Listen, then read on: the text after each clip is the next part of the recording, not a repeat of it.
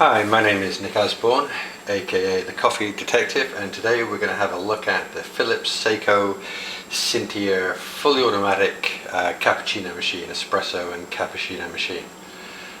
This is a very handsome unit, brushed steel, and it really is, as we'll see, fully automatic. They call it a kind of bean to cup process, and basically everything takes place within the body of the machine itself.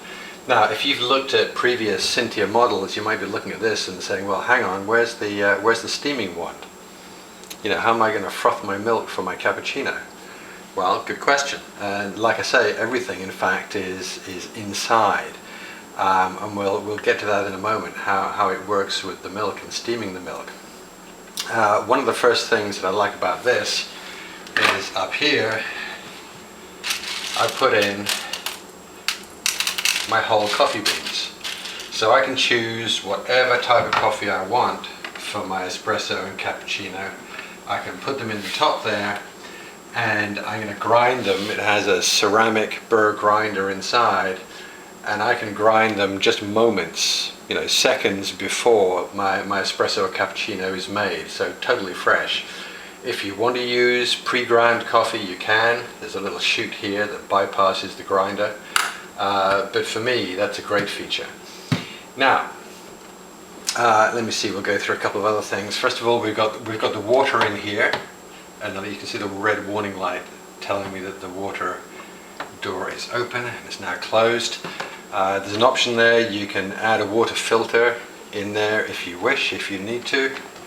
On this side, we actually have this is where the little pots of used beans, ground beans, are going to drop down. It's kind of part of the self-cleaning process afterwards, because, you know, like with an automatic machine, it's not like we have to fill a portafilter and apply pressure manually and kind of attach it. Like, everything is automatic there. The grinding, the pressure applied to the coffee grinds, the temperature of the water, the pressure that the water creates. It's all automatic. So now, if I want to make myself a cappuccino, how am I going to do this? Because I don't appear to have anything to do the frothing of the milk frothing or the steaming. So here it is, what they call their Milky Cafe, and I'm just going to plug that in to the side here. Make sure it's fully attached at the bottom. I started this before I started the video. It takes maybe 2 minutes to warm up, to get ready, but I'm going to put my cup in there, and I've got my water in here, I've got my coffee beans waiting to be ground, I've got my milk here waiting to be steamed, and if I want a cappuccino, all I have to do is that. So what we're listening to now is the beans being ground, and also the temperature here is showing me the temperature rising for the steaming. So we have to wait a minute here while that happens.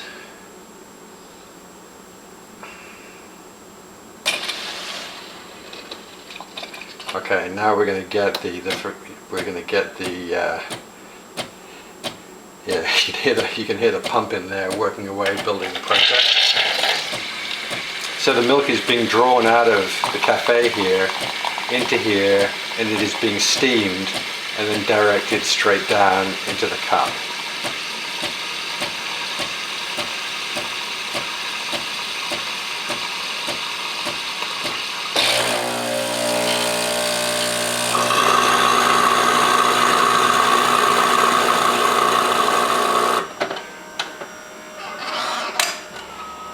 Now you can, there are adjustments here. You can go into the settings, you can adjust things like, you know, how strong you want your coffee. Your espresso, you can adjust the temperature of the water.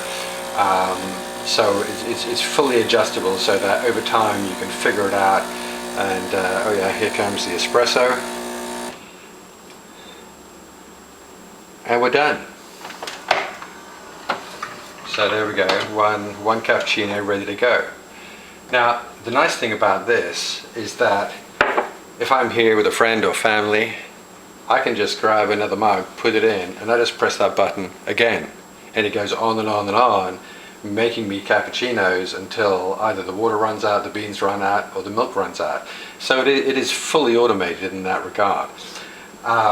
You know, it's if you drink a lot of cappuccino, it's wonderful because it is totally automated.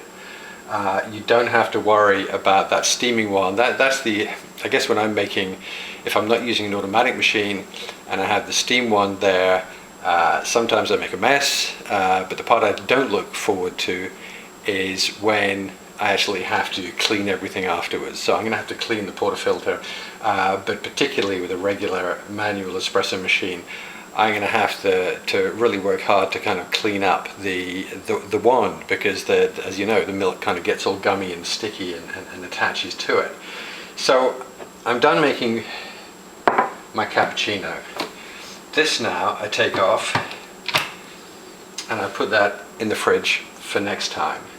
And you may be thinking to yourself, well, hang on, if I'm not having to clean the steaming wand, but yeah, milk's been going through there, so what have I got to do to clean stuff now? Well, really not much, because what you do, if when I decide to turn this off, if I'm going to make 2 or 3 cappuccinos in a go, it just keeps on going. But when I press the off button, it's actually going to go through a clean cycle. It's going to clean everything by way, where the coffee's coming through, those two back spats.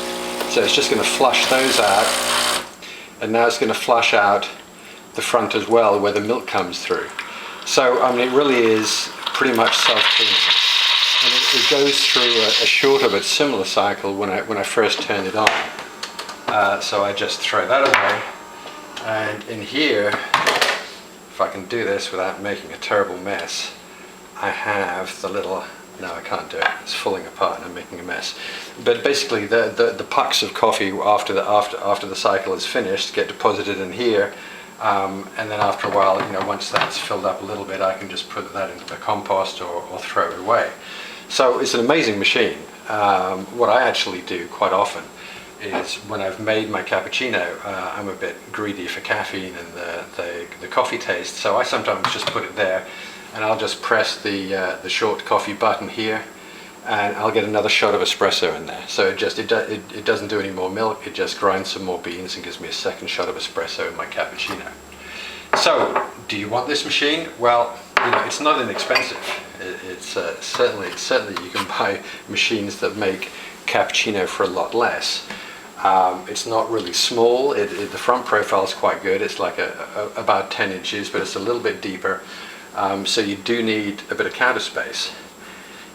So, really the decision, if you've got the counter space and you've got the money, this is a perfect machine. If you like, if you entertain, or if you have lots of members in the family who like a cappuccino, and you just really appreciate being able to just keep pressing that button and not go through all the kind of cleaning and adjusting process that's necessary with a more, with a manual espresso machine. So, like I say, if you've got the counter space, if you've got the money, it's a wonderful, easy way to make espresso and cappuccino.